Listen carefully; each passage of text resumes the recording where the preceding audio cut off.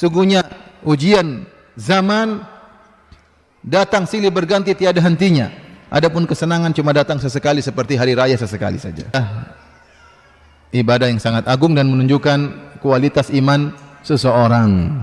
Penampilan kita Islami tidak berarti menunjukkan ada masalah sedikit tulis di status, mengeluh, ini apa seperti ini.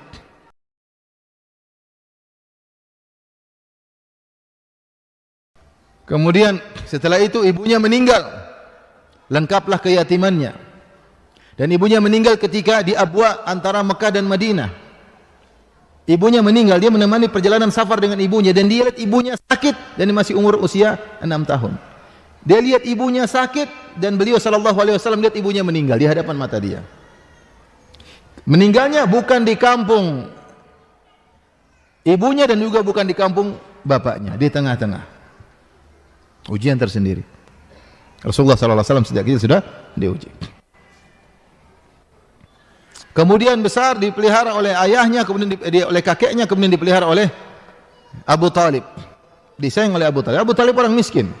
Nabi SAW sejak remaja sudah menggembalakan kambing untuk mencari nafkah, untuk membantu pamannya Abu Talib. Dan terus ketika beliau sedang usia 4 tahun di kampung Bani Sa'ad, tiba-tiba datang malaikat Jibril menangkap Nabi SAW, dibelah dadanya, dikeluarkan jantungnya, dibersihkan, dimasukkan lagi. Anak kecil bingung, ini siapa yang, kenapa ada begini? Apalagi ketika Nabi SAW sudah diangkat menjadi seorang Rasul. Untuk bayangkan, sebelum dia diangkat menjadi seorang Rasul, dia diberi gelar Al-Amin, orang yang paling amanah. Sadiqul Amin, orang yang jujur dan amanah, tidak pernah berbohong sama sekali. Orang semua menghormati Nabi SAW. Kenapa? Dia cucu Abdul Muttalib, sang penguasa kota Mekah. Tapi ketika dia diangkat menjadi seorang Rasul dan dia memproklamirkan bahwasanya dia seorang Nabi, maka yang paling pertama mendustakan dia adalah pamannya sendiri, Abu Lahab. Pamannya, Batyada, surat Al-Lahab. Kemudian mulailah cobaan tidak pernah berhenti, subhanallah.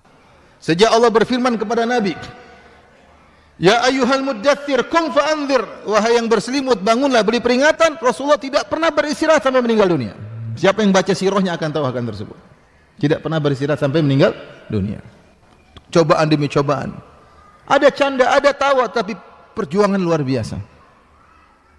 Dimusuhi oleh kaumnya, diusir oleh kaumnya, lempar batu oleh kaumnya. Orang-orang Taif melempar batu.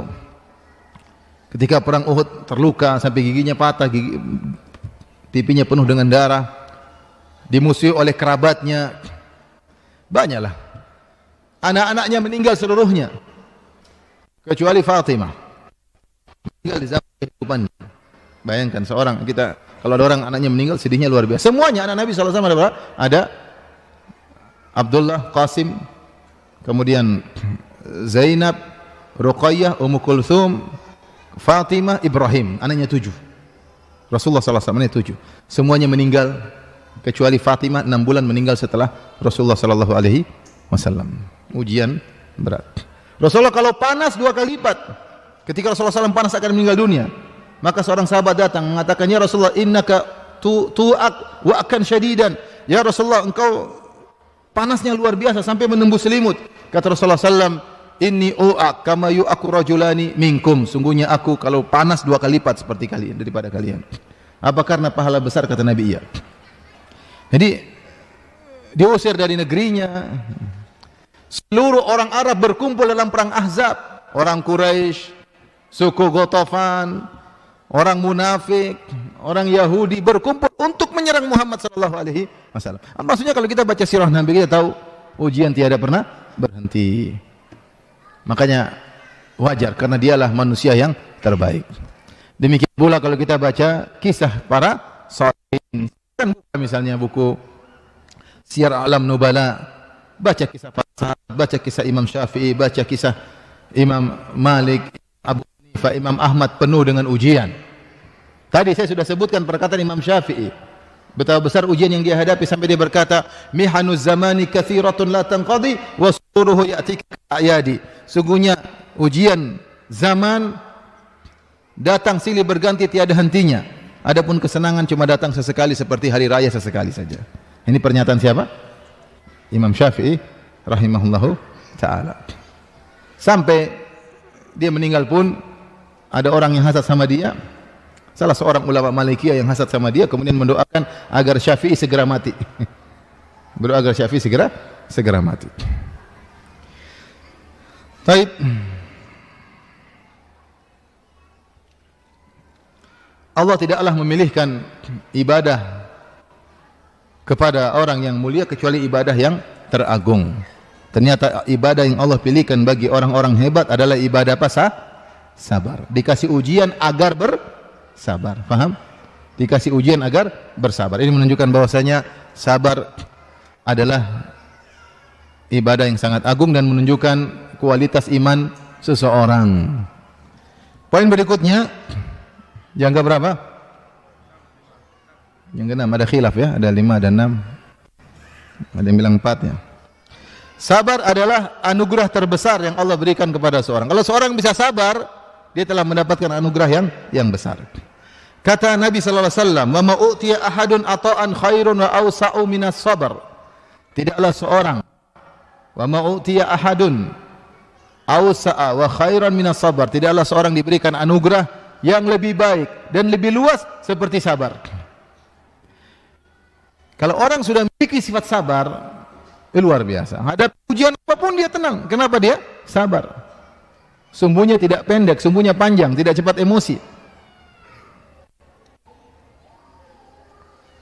Ada masalah di kantor, dia tenang. Ada masalah di rumah, dia tenang. Dia sabar menghadapinya. Dia tahu semuanya sudah ditakdirkan oleh Allah. Ya. Ada orang seperti begitu memang. Ada orang dari sananya memang subhanallah sabar. Orang semua sudah ribut-ribut, dia tenang. Menghadapi permasalahan dengan apa? Tersenyum. Ada orang ditanya, "Kamu kok senyum-senyum saja?" Kata dia, "Senyuman saya berikan untuk kalian, tangisan saya serahkan kepada Allah Subhanahu wa taala." Dia bisa menghadapi dengan sabaran. Menyerahkan urusan kepada Allah, menghadapi permasalahan dengan apa? Dengan senyuman. Ada orang seperti ini, orang yang hebat. Karena ikhwan dan akhwat yang rahmati Allah Subhanahu wa taala, ya kita hidup ini dengan banyak ujian. Dan saya katakan tadi, sabar adalah menunjukkan kualitas iman seorang. Penampilan kita Islami tidak berarti menunjukkan kita sabar. Orang mungkin jenggotnya panjang, belum tentu dia sabar. Ada wanita mungkin pakai jilbab syar'i bahkan bercadar, belum tentu sabar. Dan saya hadapi seperti itu ada. Maka kita harus introspeksi diri, perbaiki diri. Kita ngaji, penampilan kita alhamdulillah sudah Islami. Casing kita yang Islami ini harus di dalamnya harus lebih indah daripada luarnya. Perbaiki hati kita. Ada masalah jangan kemudian terprovokasi. Lagi dihina orang lain langsung bikin pertemuan jumpa pers, ngapain ya? Ada masalah sedikit tulis di status, mengeluh. Ini apa seperti ini? Sebagian ibu-ibu ada masalah sedikit di keluarga, tulis di status. Masya Allah. Membantah suaminya lewat status. Suami juga bantah lewat status yang lain. Subhanallah. Rubah foto profil, foto gambar jantung terbelah. Masya Allah. Tahu-tahu bikin status layangan putus. Ya akhi, subhanallah, ngapain? Sabar ya akhi, ya ukhti, sabar. Hidup ini dengan semua ya. Anda diuji, kita juga diuji. Sebagian orang merasa dia yang paling ujiannya. Enggak, ada orang lebih berat daripada kamu. Cuma dia tidak keluar-keluar seperti kamu.